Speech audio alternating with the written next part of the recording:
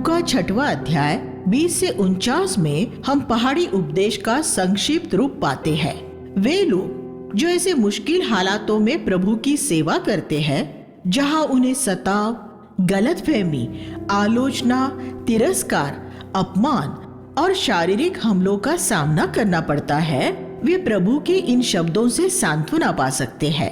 धन्य हो तुम जो मनुष्य के पुत्र के कारण लोग तुमसे घृणा करें, तुम्हें बहिष्कृत करें, तुम्हारी अत्यंत निंदा करें और बुरा समझकर तुम्हारा नाम काट दे।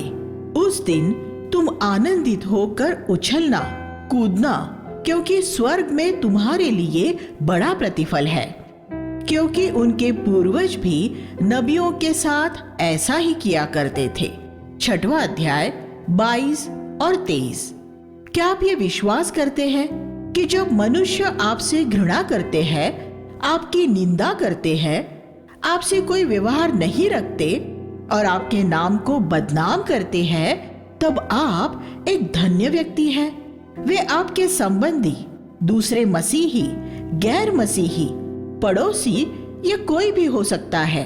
अगर वे आपको इसलिए अस्वीकार करते हैं क्योंकि आप यीशु के शिष्य हैं और परमेश्वर के पूरे परामर्श का प्रचार करते हैं, तो यीशु ने कहा कि आप इतने आशीषित हैं कि आपको खुशी से उछलना कूदना चाहिए। ये आत्मा में नाचने का समय होता है।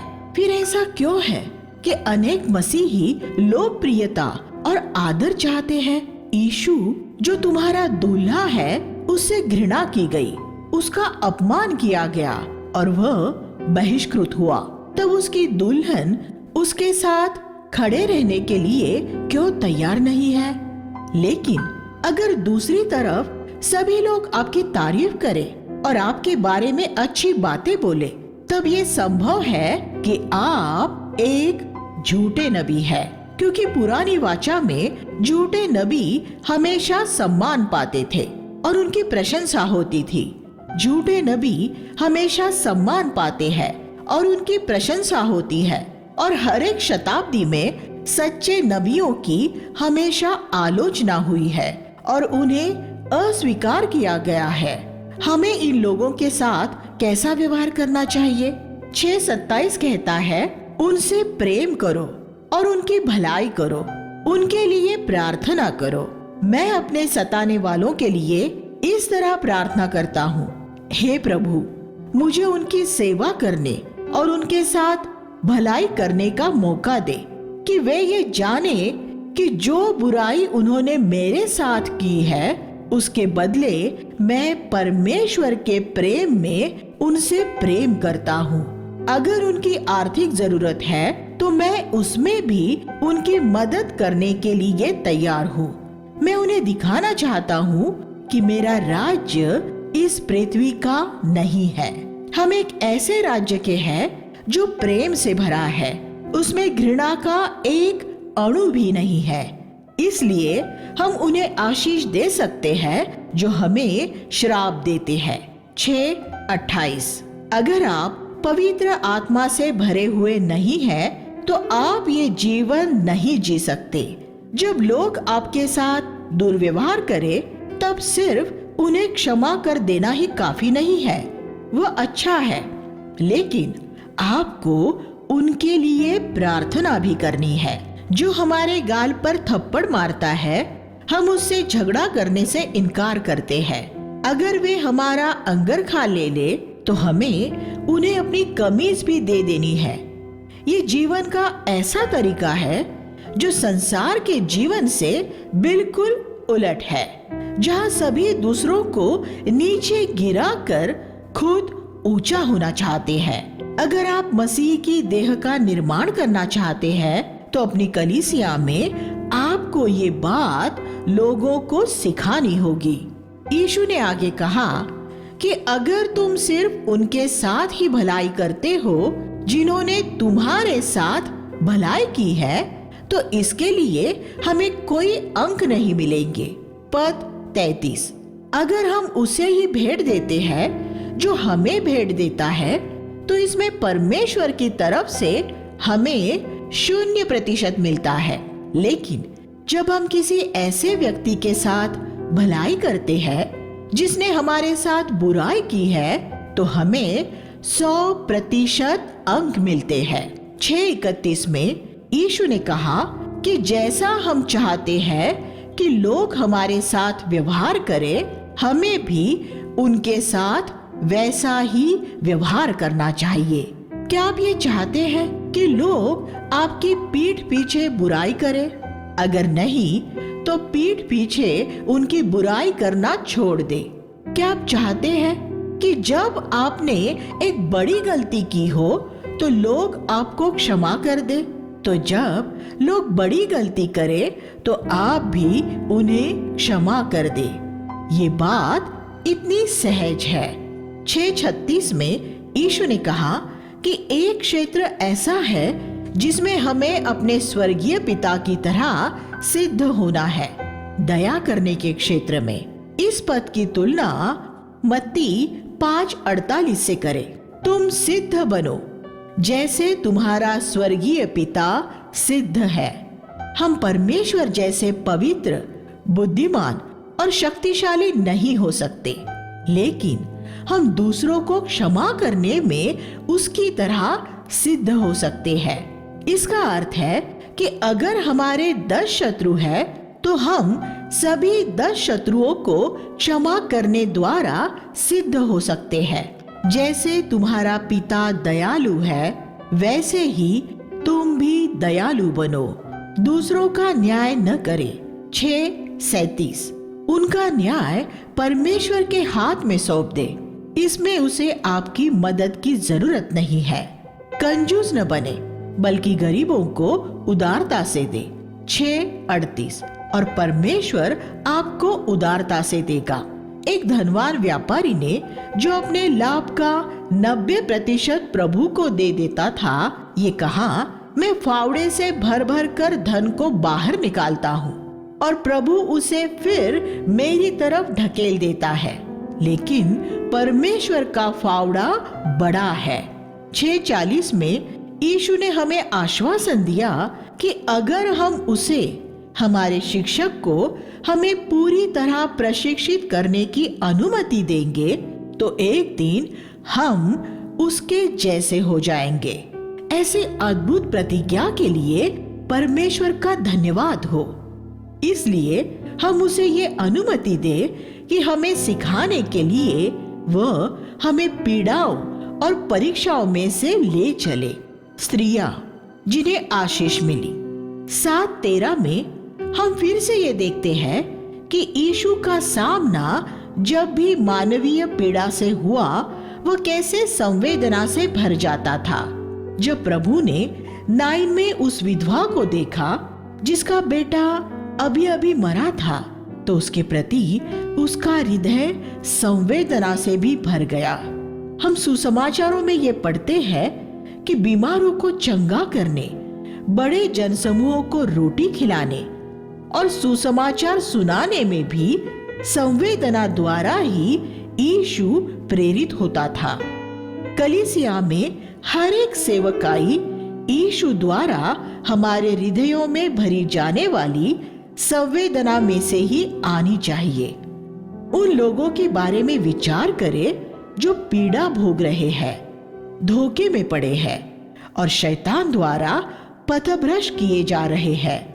परमेश्वर को ये अनुमति दे कि वह आपके हृदय में उनके लिए संवेदना भरे और फिर उस संवेदना में होकर जाए और उनकी सेवा करे, उन्हें संदेश सुनाए, उन्हें सिखाए और उनके लिए प्रार्थना करे। 7:36 में हम एक फरीसी के बारे में पढ़ते हैं जिसने यीशु को भोज के लिए आमंत्रित किया। यीशु में गर्व नहीं था कि वह एक फरीसी द्वारा बुलाए जाने पर उसके घर न जाए। वह ऐसी हर एक जगह जाता था जहां वह लोगों को आशीष दे सके। वह सिर्फ पापियों के घर में ही नहीं जाता था, तो वह फरीसियों के घरों में भी जाता था। तब वहां एक मन फिराई हुई वेश्या आई और उसने अपने पाप क्षमा होने और उद्धार पाने के लिए अपनी कृतज्ञता व्यक्त करते हुए यीशु के पैरों पर बहुमूल्य इत्र मला। इसमें कोई शक नहीं कि उसने वो बहुत महंगा इत्र अपने वेश्यावृत्ति के कमाई से ही खरीदा होगा। व्यवस्था विवरण 23:18 में ये स्पष्ट आज्ञा है कि वेश्यावृत्ति की कमाई परमेश्वर को अर्पित न की जाए। क्या यीशु उस पवित्र शास्त्र के बारे में नहीं जानता था? वो अवश्य ही जानता था, लेकिन वह अपने मेजबान की तरह विधिवादी नहीं था।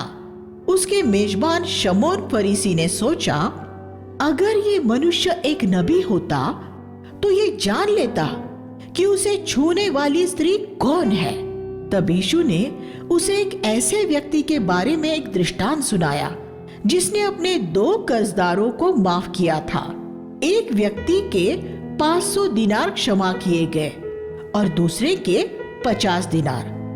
जब दोनों ही उसका कर्ज न चुका सके तो उसने दोनों का कर्ज माफ कर दिया। तब उससे कौन ज्यादा प्रेम करेगा? शमौन ने कहा, वही जिसका ज्यादा कर्ज माफ हुआ था।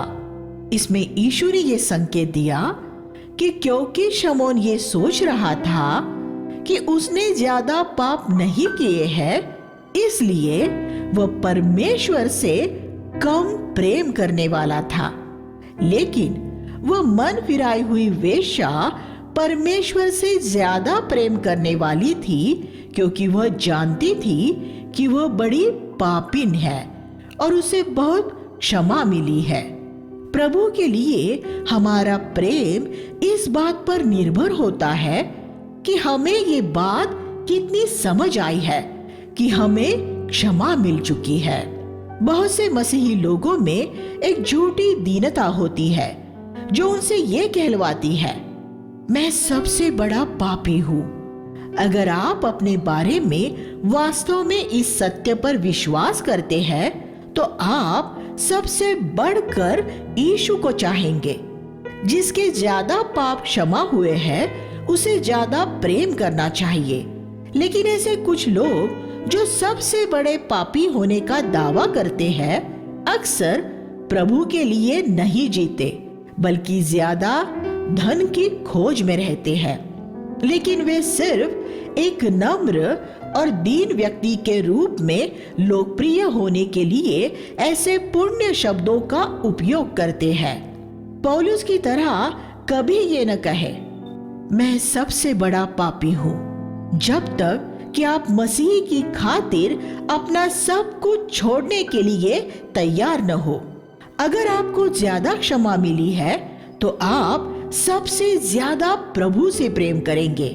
अगर आपने प्रभु के लिए सिर्फ थोड़ा ही छोड़ा है तो यह साबित कर देगा कि आपका ये विश्वास है कि आपके थोड़े ही पाप क्षमा हुए हैं। 8वां अध्याय 1 से 3 में हम पढ़ते हैं कि कुछ धनवान स्त्रियां यीशु के समूह और उसकी सेवकाई की आर्थिक मदद करती थी। यीशु धनवान लोगों का विरोधी नहीं था, वह सिर्फ घमंडी लोगों का विरोधी था। लेकिन वे चाहे धनवान हो या निर्धन, अगर वे नम्र और दीन हो तो वे यीशु के शिष्य हो सकते थे और आर्थिक मदद भी कर सकते हैं। 30 साल की उम्र तक यीशु बढ़ई का काम करते हुए अपनी आर्थिक जरूरतें पूरी करता था। फिर एक पूर्णकालिक सेवक के रूप में उसे उसके कुछ शिष्यों द्वारा खुशी से दी गई भेंटों से मदद मिलती थी। उसने अपनी जरूरतें कभी किसी को नहीं बताई और उसने कभी किसी से कुछ नहीं मांगा और उसने शिष्यों को कभी वेतन देने के लिए नहीं कहा। उसका पिता लोगों को प्रेरित करने द्वारा उनकी सारी जरूरतें पूरी करता था। यहाँ हम देखते हैं कि धनवान लोगों की भी सेवकाई हो सकती है। परमेश्वर के काम के लिए आर्थिक मदद करना। 8वां अध्याय 16 से 18 में प्रभु ने जगत की ज्योति होने की बात की। जब आप अपने कक्ष में एक दिया जलाते हैं तो उसे एक बाल्टी के नीचे या बिस्तर के नीचे नहीं रखते। आप उसे हमेशा ऐसी ही जगह रखेंगे जहां सबको उसका प्रकाश मिल सके। हमें भी प्रभु के लिए अपनी ज्योति को ऐसे ही चमकने देना है। मैंने भारत में बैंकों और सरकारी कार्यालयों में ये देखा है कि गैर मसीही अपने देवी देवताओं के चित्र अपनी मेज पर लगाते हैं, लेकिन मैंने कभी किसी मसीही को उनके कार्यालय में बाइबल का एक वचन लगाते हुए नहीं देखा है। ज्यादातर मसीहियों को शर्म आती है। कुछ अपनी पदोन्नति के रुक जाने से होने वाले नुकसान से डर कर अपनी ज्योति छुपा देते हैं। ये कितना दुर्भाग्यपूर्ण है। यीशु सबके सामने हमारे लिए सूली पर चढ़ने से पीछे नहीं हटा था। हम साहस के साथ उसका अंगीकार करने से कभी पीछे न हटे। जब मैं नौसेना में सेवारत था, तब मैं खुलकर यीशु का प्रचार नहीं कर सकता था, लेकिन मैं अपनी मेज पर एक बाइबल और कुछ ट्रैक्ट्स, सुसमाचारीय साहित्य रखता था। जो भी चाहता था वो अपनी मर्जी से एक ट्रैक ले जा सकता था। कलीसिया के अंदर मसीह का अंगीकार करने से ज्यादा अच्छा उसका कलीसिया से बाहर अंगीकार करना है। जहां दूसरी ज्योतियां न हो, हमें वहां अपनी ज्योति चमकानी है। 8वां अध्याय 43-44 में हम उस स्त्री के बारे में पढ़ते हैं जिसने यीशु के वस्त्र को छुआ था। उस समय यीशु के चारों ओर एक बड़ी भीड़ थी, लेकिन सिर्फ वही चंगी हुई थी। कलीसियाई सभाओं में बहुत से लोग यीशु के आसपास होते हैं, लेकिन सिर्फ जिनमें विश्वास है, एक यहाँ कोई दूसरा वहां प्रभु को छूते हैं। हर एक सभा में हमें इस स्त्री की तरह होने की खोज में रहना चाहिए। आगे बढ़कर विश्वास से प्रभु को छू लेना चाहिए। दूसरों को आशीष देने वाले विशाल हृदय। 9:16 में हम 5000 लोगों को रोटी खिलाने के बारे में पढ़ते हैं। परमेश्वर इस तरह आशीष देने के लिए हम में से हर एक को इस्तेमाल करना चाहता है। इसमें पहला कदम यही है कि हमारे पास जो कुछ भी है, हम वह सब प्रभु को अर्पित कर दें। उस छोटे लड़के के पास 5 रोटी और 2 मछली थी और उसने वह सब प्रभु को दे दिया था। उसने अपने लिए कुछ भी बचाकर नहीं रखा था।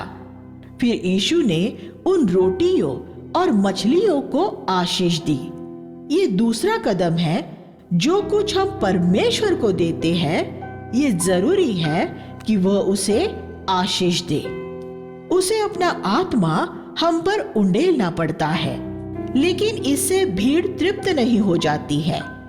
तीसरा कदम यह है कि हम प्रभु को हमें तोड़ने की अनुमति दे। यीशु ने उन 2 रोटियों को तोड़ा और वह हमें भी तोड़ता है, लोगों और परिस्थितियों द्वारा। फिर उसने उस भीड़ को खिलाया। मैंने आत्मा से भरे ऐसे बहुत से विश्वासी देखे हैं जो उनके जीवन के लिए परमेश्वर के उद्देश्य पूरे नहीं कर पाते, क्योंकि वे प्रभु को उन्हें तोड़ने के अंतिम चरण में से ले चलने की अनुमति नहीं देते। उन्होंने अपना सब कुछ प्रभु को अर्पित कर दिया है और उन पर पवित्र आत्मा का अभिषेक भी है, लेकिन वे स्वाभिमानी हैं और टूटे नहीं हैं। उनकी सेवकाइयों में बड़ी संख्याएं हो सकती है, लेकिन उनके काम का स्तर नीचा होगा। झूठे पंथों में भी बड़ी संख्याएं होती है। इसलिए आपकी कलीसिया में ज्यादा लोगों के जुड़ जाने से खुश न होना। उन लोगों की गुणवत्ता क्या है? क्या वे सिर्फ धार्मिक रीति से मन फिराए हुए लोग हैं या शिष्य है? यह एक दृष्टांत है। एक मादा खरगोश ने एक बार शेरनी के सामने ये डिंग मारी कि इस वर्ष उसने 20 बच्चे पैदा किए थे, और फिर उसने उससे पूछा कि उसके कितने बच्चे हुए थे। शेरनी ने कहा, सिर्फ 1, लेकिन वह शेर है। 20 मन फिराए धार्मिक व्यक्तियों से अच्छा एक शिष्य है। 9:23 लूका के सुसमाचार में एक बहुत ही महत्वपूर्ण पद है। अगर कोई मेरे पीछे आना चाहे तो अपनी खुदी से इनकार करे, अपना प्रतिदिन का क्रूस उठा ले और मेरे पीछे हो ले। आप तब तक यीशु के पीछे नहीं चल सकते जब तक अपनी खुदी से, अपने आप से इनकार नहीं करते और अपने खुदी में प्रतिदिन नहीं मरते। अपनी खुदी से, अपने आप से इनकार करने का अर्थ है कि जो कुछ भी हमारा खुदी का जीवन चाहता है उसे हमेशा नहीं कहते रहना है। अपनी सूली उठाने का क्या अर्थ होता है? हम इसका बयान ऐसे कर सकते हैं। सूली उस जगह होती है जहां आपकी इच्छा परमेश्वर की इच्छा के रास्ते में आ जाती है। आपकी इच्छा सूली की आड़ी लकड़ी की तरह है और परमेश्वर की इच्छा सीधी लकड़ी की तरह है। सूली उठाने का अर्थ है अपनी इच्छा में मरना और परमेश्वर की इच्छा पूरी करना। इसका अर्थ है आपको अपने चुनाव, अपनी महत्वाकांक्षा, अपना नाम, अपनी पसंद और लोगों के प्रति हमारे मनोभाव आदि को त्याग देना। इसका अर्थ है अपने आप को प्रतिदिन मसीह के साथ मरा हुआ मानना। 9वां अध्याय 49 और 50 में यीशु हमें सिखाता है कि जब हम किसी की ऐसी सेवकाई देखें जो हमसे पूरी तरह अलग है, तब हमें क्या करना चाहिए? कोई व्यक्ति दुष्टात्माएं निकाल रहा था, लेकिन वह शिष्यों के साथ नहीं था। यूहन्ना ने यीशु से उसे रोकने के लिए कहा, लेकिन यीशु ने कहा कि उसे रहने दो और उसका काम करने दो। तुम अपनी बुलाहट के प्रति विश्वास योग्य रहो और दूसरों को उनका काम करने दो। अनेक मसीही अपनी सेवकाई से इतने उत्तेजित रहते हैं कि वे चाहते हैं कि सभी वही करें। लेकिन अगर सारी देह आंख होती तो सुनना कहाँ होता, और अगर सारी देह कान होती तो सूंघना कहाँ होता। 1 कुरिन्थियों 12:17। एक परिपक्व मसीही ये समझता है कि परमेश्वर ने अलग अलग लोगों को अलग अलग सेवकाइयां दी है। अगर एक सुसमाचार करना चाहता है और दूसरा समाज सेवा, तो हर एक अपनी अपनी सेवकाई करे। दोनों में से मसीह की एक झलक नजर आ सकती है, लेकिन हम एक दूसरे की आलोचना न करें। सृष्टि में बड़ी विविधता है। परमेश्वर ने हर एक फूल को एक ही रंग, एक ही आकार और एक ही स्वरूप का नहीं बनाया। मेघधनुष्य में कितने रंग होते हैं? मसीह की देह भी ऐसी ही है। कुछ लोग सोचते हैं कि बाइबल कॉलेज में किसी को नहीं जाना चाहिए क्योंकि वे स्वयं उसमें नहीं गए हैं।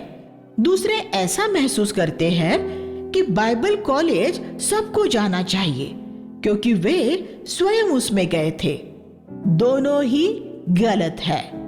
हर एक की बुलाहट के अनुसार परमेश्वर दोनों तरीकों से काम ले सकता है, लेकिन संकीर्ण विचारों के लोगों को अपने अलावा किसी दूसरे की सेवकाई नजर ही नहीं आती। यहाँ ऐसे लोगों के लिए एक शब्द है। हर एक सेवकाई के लिए परमेश्वर का धन्यवाद करें, लेकिन अपनी सेवकाई तक सीमित रहे। 9:52 में हम यीशु को सामरिया की तरफ आते हुए देखते हैं। ये वह नगर था जहां 1 साल पहले बड़ी नवजागृति हुई थी। एक पापी स्त्री के मन फिराने से पूरा नगर यीशु की ओर आकर्षित हुआ था। यूहन्ना अध्याय 4। इसलिए यीशु ने वहां से होकर जाने के लिए अपने आगे संदेशवाहक भेजे, लेकिन इस बार उन्होंने उसका स्वागत नहीं किया। पद 53। शायद सामरिया में से बहुत से लोगों ने मन फिराकर यहूदियों के प्रति अपने पूर्वाग्रह छोड़ दिए थे और अपनी मरी हुई धार्मिक व्यवस्था को छोड़कर यीशु के पीछे हो लिए थे।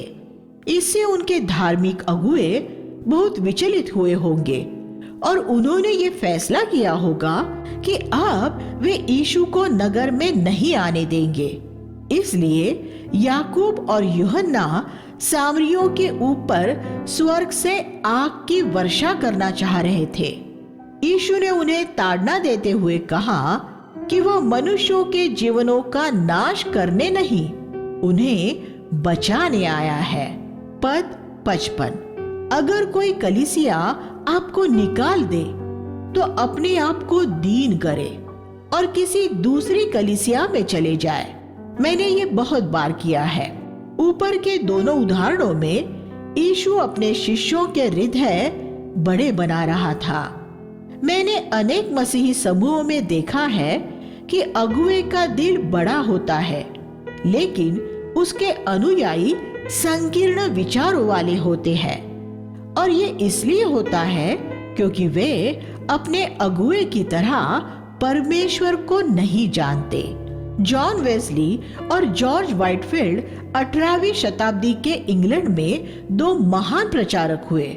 जॉन वेस्ली और उसके अनुयायियों का विश्वास और संदेश ये था कि एक व्यक्ति उद्धार पाने के बाद अपना उद्धार खो भी सकता है।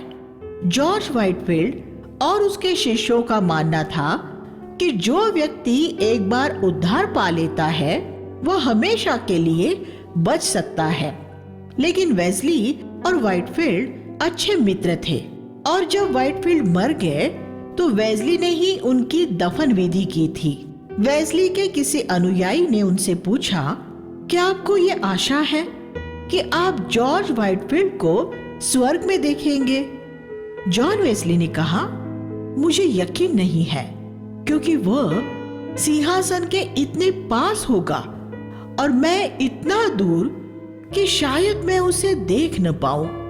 वेस्ली के अनुयायी संकीर्ण सोच वाले थे, लेकिन वेस्ली एक नम्र, दीन और बड़े दिल वाला व्यक्ति था जो व्हाइटफील्ड को अपने से श्रेष्ठ मानता था। 10:5 में यीशु ने अपने शिष्यों से कहा, जिस घर में भी प्रवेश करो पहले कहो, इस घर में शांति बने रहे। अगर उस घर में कोई शांति के योग्य होगा तो तुम्हारी शांति उस पर ठहर जाएगी, अगर नहीं तो वह तुम्हारे पास लौट आएगी। सागर रूपी संसार की अशांति के बीच हमारे घर शांति के द्वीप होने चाहिए। अगर घर की स्त्री शांति वाली न हो तो भी पुरुष को घर का मुखिया होते हुए एक शांत व्यक्ति होना चाहिए। घर का पुरुष ऐसा हो जो झगड़ा, लड़ाई, बहस या गुस्सा न करने वाला हो और न ही किसी तरह के विवादों में पड़ने वाला हो।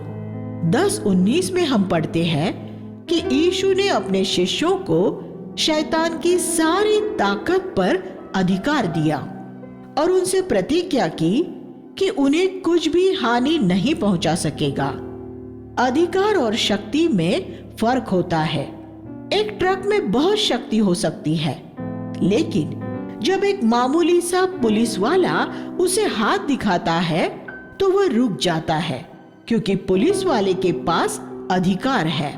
ये शैतान की सारी शक्ति के ऊपर हमारे अधिकार का चित्र है। बाइबल कहती है, परमेश्वर के अधीन हो जाओ और फिर शैतान का सामना करो तो वह तुम्हारे पास से भाग जाएगा। याकूब चौथा अध्याय 7 और 8।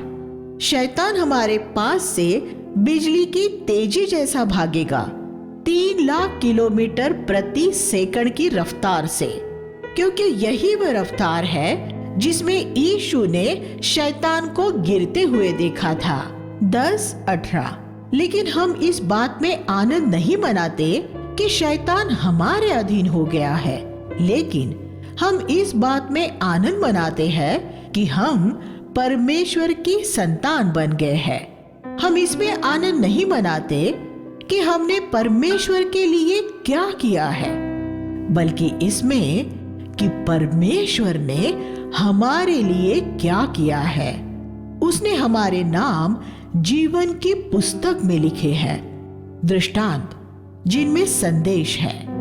10वां अध्याय 10 से 37 में हम दयालु सामरी का दृष्टांत पढ़ते हैं। लेवी और याजक सम्मानित धर्म मतों के सदस्य थे और उनके सभी धर्म सिद्धांत सही थे, लेकिन उन्होंने उस जरूरतमंद व्यक्ति की कोई मदद नहीं की थी।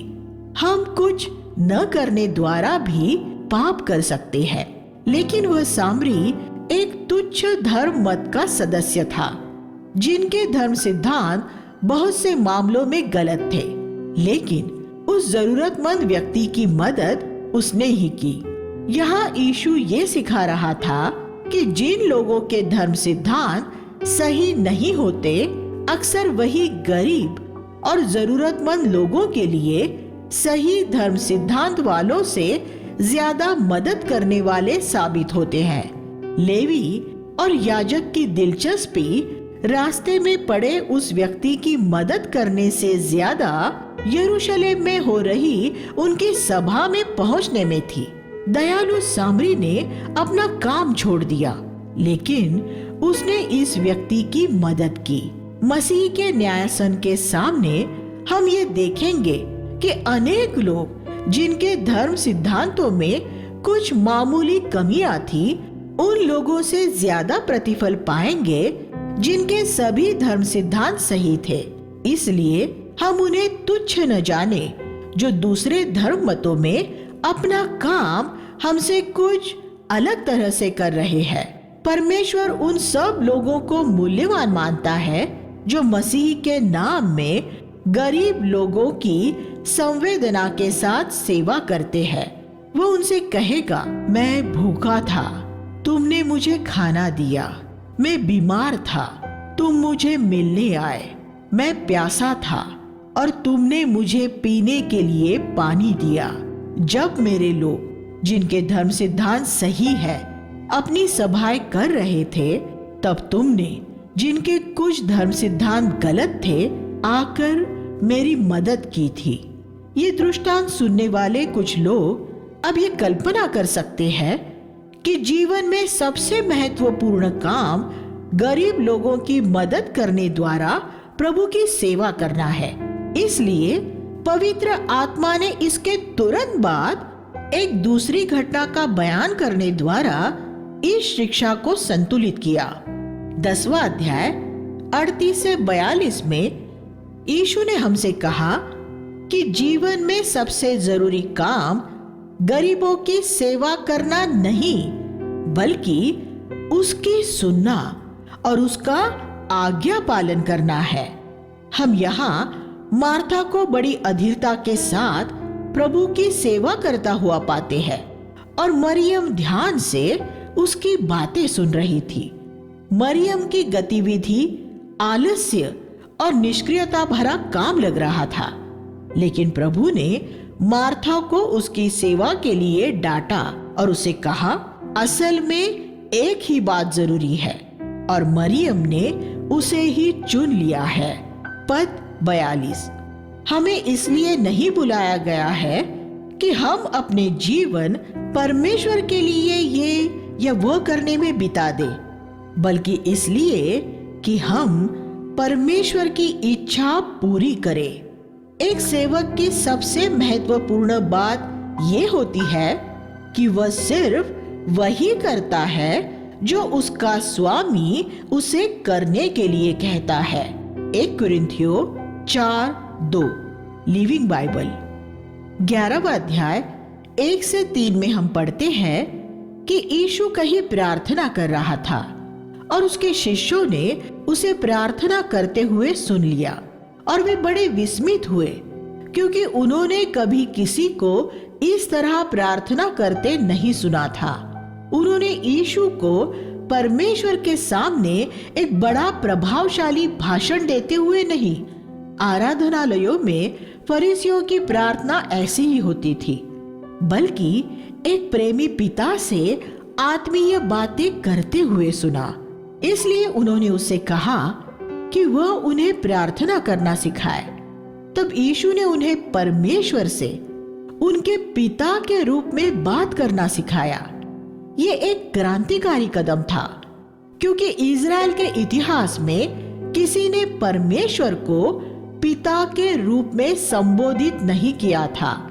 इब्रानी शब्द अब्बा का यही अर्थ है। आज हमें यहोवा नाम से परमेश्वर को संबोधित करते हुए उससे प्रार्थना या उसकी आराधना नहीं करनी है, बल्कि अब हमें उसे अपना पिता कहना है। फिर प्रार्थना के बारे में अपनी बात करने के लिए उसने उन्हें एक दृष्टांत सुनाया। एक व्यक्ति के घर आधी रात को कोई मेहमान आया, लेकिन उसके पास उसे खाने के लिए देने को कुछ नहीं था।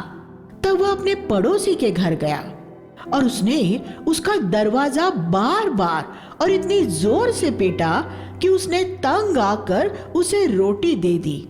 यीशु ने कहा, हमें भी इसी तरह पवित्र आत्मा पाने का आग्रह करना चाहिए। 11:13। यह समझने की बात यह है कि पहले आपके अंदर आपके सामने आने वाले लोगों की जरूरत के लिए एक संवेदना होनी चाहिए। फिर आपको यह समझना होगा कि उनकी जरूरत पूरी करने के लिए जो कुछ चाहिए वह आपको सिर्फ परमेश्वर ही दे सकता है। इसलिए पवित्र आत्मा की सामर्थ पाने के लिए आपको पहले परमेश्वर की खोज करनी होगी। अगर आपकी बुलाहट परमेश्वर के वचन का प्रचार करना है, तो परमेश्वर से कहिए कि जिनके बीच आपको प्रचार करना है, उनके लिए पहले वो आपको प्रेम और संवेदना दे। फिर पवित्र आत्मा का अभिषेक और प्रकाशन पाने के लिए उसे बार बार वो खास वचन मांगते रहे, जिससे उनकी जरूरत पूरी हो सकती है। किसी भी चंगाई के लिए और दुष्टात्मा से छुटकारा पाने के लिए भी आप इसी तरह प्रार्थना कर सकते हैं। हमें जगत में सबकी नहीं, सिर्फ उन्हीं लोगों की सेवा करने के लिए बुलाया गया है जिन्हें परमेश्वर हमारे पास भेजता है। इस व्यक्ति को उस क्षेत्र के सारे भूखे लोगों के लिए रोटी नहीं चाहिए थी, बल्कि सिर्फ उसके लिए जो उसके पास आया था। वह जरूरतमंद व्यक्ति आपकी बेटी या बेटा भी हो सकते हैं। यीशु ने कहा कि हर एक जो मांगता और खटखटाता है, जैसे इस व्यक्ति ने किया था, उसे वही दिया जाएगा जो उसने मांगा है। पद 9 और 10। लेकिन जो सिर्फ 2-3 बार खटखटाता और फिर छोड़ देता है, वह नहीं पाता। परमेश्वर पृथ्वी के किसी भी पिता से ज्यादा अच्छा है, इसलिए वह हमें ऐसी किसी भी वस्तु से वंचित नहीं रखेगा जो हमारे लिए भली है। पद 11। इसलिए हम प्रेम का पीछा करें और पवित्र आत्मा के वरदान पाने की धुन में रहे। 1 कुरिन्थियों 14:1। लूका 12:1 में यीशु ने अपने शिष्यों से कहा कि वे फरीसियों के खमीर से सावधान रहे, जो उनका पाखंड है। पाखंड का मूल शब्द अंग्रेजी भाषा का नहीं, यूनानी भाषा का है, हिपोक्रिसिस। अगर अनुवादकों ने इसका भावानुवाद न करते हुए इसका अनुवाद वैसा का वैसा ही किया होता जैसा बाकी के मूल पाठ का किया है, तो इसका सही अनुवाद अभिनय या रंगमंच पर अभिनय किया गया होता। प्राचीन यूनानी में एक हिप्पोक्रेट अभिनेता होता था, इसलिए यीशु हमें चेतावनी दे रहा था कि हमें पवित्र लोग होने का अभिनय नहीं करना है। एक हॉलीवुड का अभिनेता एक पिक्चर में यूहन्ना बपतिस्मा एक पवित्र व्यक्ति का अभिनय कर सकता है, लेकिन फिल्म की शूटिंग के बाद वह फिर से अपने शराब पीने, व्यभिचार करने और तलाक लेने आदि में लग जाता है। ये उसका असली जीवन है।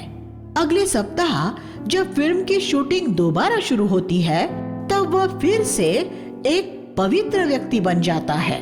बहुत से मसीही ऐसे ही होते हैं।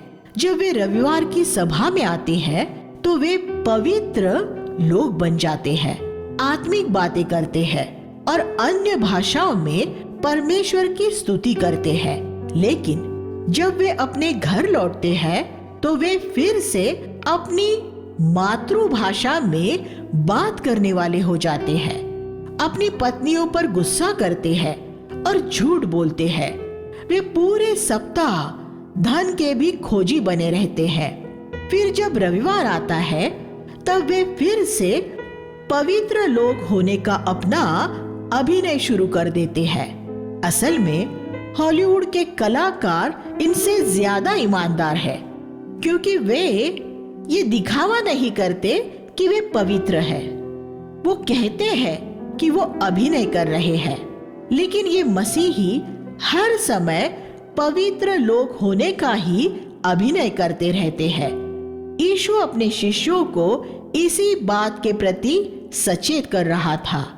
जैसे हम सप्ताह के बाकी दिन होते हैं, हमें रविवार को भी वैसा ही रहना है। हमें इस वजह से ही पाखंड से घृणा करनी है। 12वां अध्याय 3 से 12 में यीशु ने कहा कि हमें सताव से नहीं डरना है, क्योंकि हमारे सिर के बाल भी हमारे स्वर्गीय पिता के गिने हुए हैं। वह संसार की हर एक गौरैया, छोटी चिड़िया की दशा जानता है, और हमारा मूल्य उसकी नजर में बहुत सी गौरैया चिड़ियों से बढ़कर है। परमेश्वर ये अनुमति दे सकता है कि लोग हमें अदालतों में घसीट ले जाए या हमें मार भी डाले, लेकिन हमें मनुष्यों से कभी नहीं डरना है। हमें ये भी नहीं सोचना है कि हमसे पूछताछ किए जाने पर हमें क्या जवाब देना है। पवित्र आत्मा उसी समय हमें ये सिखाएगा कि हमें क्या जवाब देना है। पद 12, ये ऐसी प्रतिज्ञा नहीं है जिस पर हम प्रचार करते समय अपना दावा कर सकते हैं, बल्कि ये उस समय के लिए है जब हमारे विश्वास के लिए हमें अदालत में खड़ा किया जाएगा। इस प्रतिज्ञा पर प्रचार करते समय अपना अधिकार होने का दावा न करे, क्योंकि ये इस तरह काम नहीं करेगा। उपदेशों का प्रचार करने के लिए आपको पहले से तैयारी करनी पड़ती है। प्रचार करना बड़े आदरणीय मेहमानों के लिए भोजन तैयार करने जैसा काम होता है। एक भारतीय घरेलू स्त्री एक समय का भोजन तैयार करने के लिए अपनी रसोई में कई घंटे खर्च करती है। हमें भी परमेश्वर के लोगों के लिए संदेश तैयार करने में समय खर्च करना चाहिए। 12वां अध्याय 13 वचन में हम एक ऐसे व्यक्ति के बारे में पढ़ते हैं जो प्रभु के पास आकर कहने लगा, हे गुरु, मेरे भाई से कह कि वो पिता की संपत्ति का मेरे साथ बंटवारा करे। ये संभव है कि उसका निवेदन खरा और सही हो, लेकिन यीशु ने ऐसे मामले में पढ़ने से इनकार कर दिया। यीशु यहाँ सिर्फ ऐसे लोगों की मदद करने के लिए आया था जिन्हें पृथ्वी पर नहीं, स्वर्ग में संपत्ति की जरूरत है। पहले तुम स्वर्ग के राज्य की खोज करो, बाकी सब कुछ तुम्हें यूं ही मिल जाएगा। 12वां अध्याय 31वां वचन। पृथ्वी पर हर एक मसीही अपना जीवन ऐसे बिताए कि वह इस सत्य का एक जीवित नमूना हो। कि जो पहले स्वर्ग के राज्य की खोज करते हैं, उनकी सारी सांसारिक जरूरतें यूं ही पूरी हो जाती है। 12:35 में हमसे आग्रह किया गया है कि हम प्रभु के आने की तैयारी में रहे। अगर प्रभु ने आपको दूसरे विश्वासियों की जिम्मेदारी सौंपी हुई है, तो ये ध्यान रखें कि आप उनका शोषण न करें, बल्कि समय पर उन्हें भोजन दिया करें। 12:45। लेकिन कुछ प्रचारक ऐसे भी हैं जो भेड़ों को भोजन देने के स्थान पर उन्हें मारते हैं। वे जब प्रचार करते हैं तो वे लोगों की आत्मिक उन्नति के लिए उन्हें भोजन नहीं देते। वे उन्हें एक के बाद एक बाइबल के पदों से मारते हैं। प्रभु कहता है कि वह एक दिन लौट कर आएगा और उसके बच्चों को मारने वालों को सजा देगा। 13:34 में हम यरूशलेम के लिए यीशु की गहरी संवेदना देखते हैं कि वह नगर के लिए रोया। 14वां अध्याय 13-14 में हम प्रभु की एक ऐसी आज्ञा पाते हैं जिसका पालन बहुत कम विश्वासी करते हैं। प्रभु ने कहा कि जब तुम भोज आयोजित करो तो ऐसे लोगों को ही आमंत्रित करना जो उसका बदला न चुका सके। यीशु का सच्चा शिष्य कलीसिया में गरीबों की देखभाल करने वाला होगा। अगर आप एक प्रचारक हैं तो मुख्य तौर पर धनवानों के पास न जाए, क्योंकि उनके पास तो बहुत लोग जाते हैं। लेकिन ऐसे गरीबों के पास जाए जो आपको कुछ नहीं दे सकते, और एक दिन स्वयं प्रभु आपको इसका प्रतिफल देगा। परमेश्वर के वचन का भोज ऐसे लोगों के लिए लगाए जो आपको दान नहीं दे सकते। शिष्य और विश्वास से भटकने वाले। 14वां अध्याय 25 से 34 में प्रभु ने शिष्य होने की 3 मूल शर्तें रखी। 1. आपको सबसे बढ़कर यीशु से प्रेम करना है। पद 26। 2. आपको अपनी प्रतिदिन की सूली उठाकर यीशु के पीछे चलना है। पद 27। 3. आपको इस पृथ्वी पर कोई धन संपत्ति जमा नहीं करनी है। आपके पास बहुत सी वस्तुएं हो सकती है, लेकिन आपको उनका मालिक नहीं बनना है। हमारे पास वस्तुओं के होने और हमारे उनका मालिक होने में क्या फर्क है? आपके पास एक घर हो सकता है, लेकिन आप उसे ऐसा मान सकते हैं कि वह परमेश्वर का है, जिसे उसने आपको एक मुफ्त रूप में किराए से रहने के लिए दिया हुआ है। और ऐसे ही आप अपनी सभी संपत्ति के बारे में मान सकते हैं। आपको ये समझना चाहिए कि जो कुछ आपके पास है वह सब परमेश्वर का है। सिर्फ शिष्य ही एक ऐसी वस्तु के रूप में बचते हैं जिसने नमक की तरह अपना स्वाद नहीं खोया है। पद 34। आज हमारे बीच में ऐसा बहुत सा नमक है जिसने अपना स्वाद खो दिया है, क्योंकि सुसमाचार प्रचारकों ने बिना शिष्य बनाए लोगों के बीच पापों की क्षमा का प्रचार किया है। आइए हम प्रार्थना करें। हे स्वर्गीय पिता, इन अद्भुत चीजों के प्रकाश में रहने में हमारी सहायता कीजिए जो हमने आपके वचन से पढ़े हैं, और आपके महान नाम को महिमा देने के लिए और आपके चर्च का निर्माण करने के लिए इस पृथ्वी पर हमारी मदद कीजिए। हम यीशु के नाम में प्रार्थना करते हैं, आमीन।